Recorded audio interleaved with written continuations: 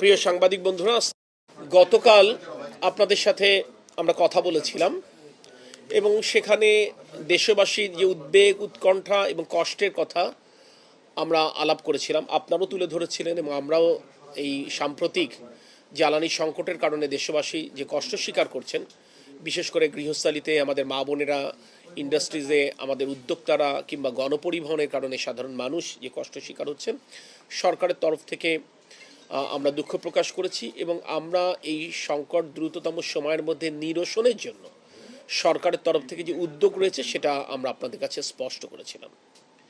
আমরা গতকাল এই কথাও বলেছি যে আমাদের সারা বাংলাদেশে যে গ্যাসের চাহিদা, এই গ্যাসের চাহিদা আমরা দু মাধ্যমে আমরা পূরণ করে থাকি। একটি হচ্ছে আমাদের নিজস্ব উৎপাদন, অর্থাৎ আমাদের যে গ্যাস খনিগুলো আছে সেখান থেকে উত্তোলিত গ্যাস, এবং বাকিটা হচ্ছে আমাদের আমদানিকৃত এলএনজি, যেই এলএনজিকে আমরা এফএসআরইউ, ফ্লোটিং স্টোরেজ রিগ্যাসিফিকেশন ইউনিটের মাধ্যমে আমরা আবার গ্যাসে কনভার্ট করে আমরা সাপ্লাই করে থাকি। গত সপ্তাহ থেকে একটি এফএসআরইউতে ত্রুটি ধরা পড়ার পর একটা বড় ধরনের দুর্ঘটনার পরিপ্রেক্ষিতে সেই এফএসআরইউর মাধ্যমে আমরা আমদানিকৃত এলএনজিকে গ্যাসে কনভার্ট করতে পারছি না, যে কারণে গ্যাস সাপ্লাই গত কিছুদিন যাবৎ আমাদেরকে কম্প্রোমাইজ করতে হয়েছে। আমাদের বাসা বাড়ি, আমাদের ইন্ডাস্ট্রিজ, আমাদের পাওয়ার প্ল্যান্ট, গণপরিবহন সকলেই সেটার জন্য কষ্ট করছেন। আমি আবারও আপনাদের মাধ্যমে দেশবাসীর কাছে দুঃখ প্রকাশ করছি। বিষয়টা আমাদের হাতে নেই আমরা বলেছিলাম এবং আমরা আপনাদেরকে স্পষ্ট করেছিলাম যে আমাদের জ্বালানি খনিজ সম্পদ মন্ত্রণালয়, আমাদের জ্বালানি বিভাগ, আমাদের পেট্রোবাংলা, আমাদের আরপিজিসিএল, তারা একেবারে নিরবিচ্ছিন্নভাবে এক্সেলার এনার্জি, যাদের এই এফএসআরইউটি যারা অপারেট করেন, তাদের সাথে কথা বলছে এবং এই মুহূর্তে দেশ কাছে এক্সপ্রেস করেছি এবং তারা এই বিষয়টা উপলব্ধি করে এবং তারাও দুঃখ প্রকাশ করেছে এবং তারা যে সঠিক পথে তাদের সমস্যাটা সমাধান করবার চেষ্টা করেছে, এই আলোচনায় আমরা কিছুটা হলে আশ্বস্ত হতে পেরেছি। আজকে আপনাদের এখানে ডাকবার কিংবা আপনাদের সাথে কথা বলবার এইটাই উদ্দেশ্য যে আমি গতকাল একটি কথা বলেছিলাম যে হতে পারে এটি বেসরকারি ব্যবস্থাপনায় পরিচালিত একটি স্থাপনা অবকাঠামো, যার মাধ্যমে আমরা আমদানিকৃত এলএনজিকে রিগ্যাসিফাই করছি, কিন্তু এটা তো জনগণের সরকার। জনগণ ভোট দিয়ে আমাদের মাননীয় প্রধানমন্ত্রীকে রাষ্ট্র পরিচালনার দায়িত্ব দিয়েছেন। আমরা এই দায়িত্বটা অনুভব করি, জনগণের প্রতি আমাদের দায়বদ্ধতা রয়েছে বলেই আমরা প্রাণান্ত করার চেষ্টা করছি এই সমস্যার সমাধানে।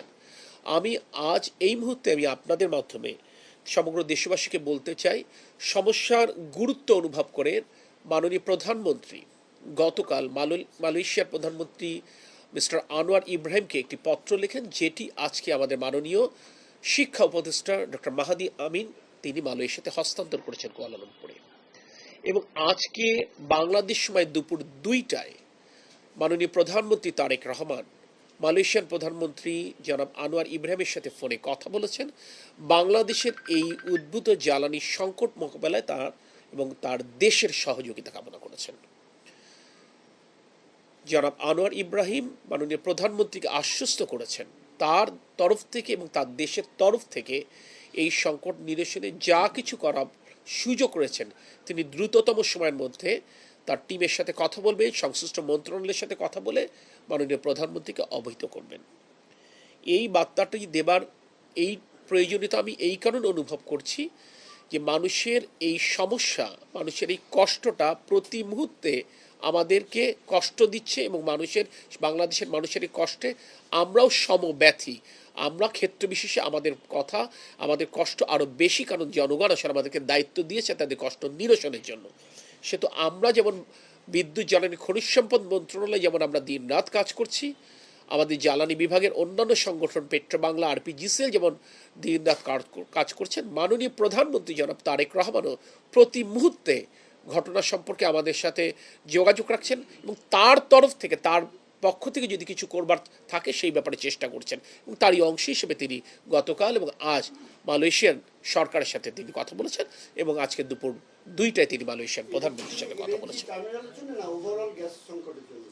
এই মুহূর্তে আমরা তো আপনাদেরকে গতকাল বলেছি আমরা স্বল্প, মধ্য এবং দীর্ঘ মেয়াদে, আমাকে আমি আমি আমার মনে হয় আমার কথাটা শেষ করতে দিলে আপনি ইউল গেট দ্য আনসার। আমাদের এই সমস্যা যেটি হচ্ছে জ্বালানি খাতে আমাদের যে সমস্যা, আমি গতকাল বলেছি আমাদের চাহিদা অনুযায়ী কিন্তু আমরা সরবরাহ করতে পারছি না। তাহলে চাহিদা এবং সরবরাহের মধ্যে যে গ্যাপটুকু রয়েছে সেই গ্যাপটা মিনিমাইজ করবার জন্য মাননীয় প্রধানমন্ত্রী মালয়েশিয়ান প্রধানমন্ত্রীর সহায়তা কামনা করেছেন। আমরা মালয়েশিয়া থেকে আমরা এলএনজি আমদানির সুযোগ নিয়ে আমরা কাজ করছি। আমরা গতকাল বলেছিলাম মালয়েশিয়ান টিম কিন্তু এখনও এটা করছে এবং এটা তো একটা প্রক্রিয়ার ব্যাপার। এই প্রক্রিয়া কত দ্রুততম সময়ের মধ্যে আমরা সম্পূর্ণ করতে পারি, এছাড়াও বিকল্প কোনো পন্থা আছে কিনা যেখানে তাদের অভিজ্ঞতা দিয়ে তারা আমাদেরকে সহায়তা করতে পারে, তাদের পরামর্শ দিয়ে আমাদেরকে সহায়তা করতে পারে, কিংবা তাদের রিসোর্সেস আমাদের সাথে শেয়ার করতে পারে, সব কিছুই হতে পারে। সব বিস্তারিত কথা হয়েছে এবং সে কারণেই তো এটি মাননীয় প্রধানমন্ত্রী জনাব তারেক রহমানকে মালয়েশিয়ান প্রধানমন্ত্রী জনাব আনোয়ার ইব্রাহিম আশ্বস্ত করেছেন যে উনি তার সংশ্লিষ্ট কর্তৃপক্ষের সাথে কথা বলে দ্রুততম সময়ের মধ্যে তিনি একটি ফিডব্যাক দেবেন, যাতে করে বাংলাদেশের মানুষের কষ্ট লাঘবে মালয়েশিয়া এবং মালয়েশিয়ার সরকার পাশে থাকতে পারে। আমি আমি আমি গতকাল যেটা বলেছিলাম সেটা ভিন্ন কথা, আজকে যেটা বলছি সেটা ভিন্ন কথা। আমি আপনাদের গতকাল যে কথা আমি আবারও একই কথা বলছি, কারণ এক্সেলারেট এনার্জির রিজিওনাল হেড যারা ছিলেন তারা আমাদের সাথে কথা বলেছেন। আমি বলেছি বর্তমানে এফএসআরইউ এর যে সমস্যা, অর্থাৎ তারা প্রতিদিন প্রায় 500 থেকে 600 মিলিয়ন ঘনফুট গ্যাস সাপ্লাই করতেন। আমরা আশা করছি আগামী সপ্তাহের প্রথমে এখান থেকে আমরা ইনশাল্লাহ 280 থেকে 300 মিলিয়ন ঘনফুট তারা গ্যাস সরবরাহ করতে সমর্থ হবেন এবং পরের সপ্তাহের শেষের দিকে বাকিটা অর্থাৎ পুরো এফএসআরইউ তারা ফাংশনাল করতে পারবেন। এটি একটি ভিন্ন বিষয়। বাংলা কিউআর যেখানে নগদ পেমেন্ট সেখানে সারা দেশে 10 লাখেরও বেশি মার্চেন্টে নগদে পেমেন্ট করুন খুব সহজে। এখানকার ক্রাইসিস আপনারা বিভিন্ন পত্রপত্রিকায় কিন্তু লিখছেন, আমরা বিভিন্ন উৎস থেকে আমরা সমস্যা সমাধানের চেষ্টা করছি। এগুলো কিন্তু বিকল্প উৎসগুলো এক্সপ্লোর করবার জন্য আপনার হাতে যখন অনেকগুলো অপশনস থাকবে, তাহলে কখনো যদি কোনো একটি বিকল্প ফেল করে আপনি কোনোভাবে সেটাকে সমাধান করতে পারেন। আমাদের হাতে খুব বেশি বিকল্প নেই বলেই তো আজকে একটা এফএসআরইউ সমস্যার কারণে আমরা সবাই মিলে ভুগছি। সো বিকল্প এই যে আমি এখন যে আসলাম, এখানে কিন্তু জাপানিজ একটা টিম অর্থাৎ জাপানিজ প্রধানমন্ত্রীর অ্যাডভাইজার ভিজিট করলেন। থরলি আমরা ডিসকাস করলাম কীভাবে এনার্জি কোঅপারেশন আমরা বাড়াতে পারি। আমরা কালকে বলেছিলাম যে এফএসআরইউ নিয়ে আমরা কাজ করছি, কিন্তু আলটিমেট সলিউশন হচ্ছে ল্যান্ড বেস এলএনজি টার্মিনাল। আমরা সেখানে তাদের কোঅপারেশন সিক করলাম।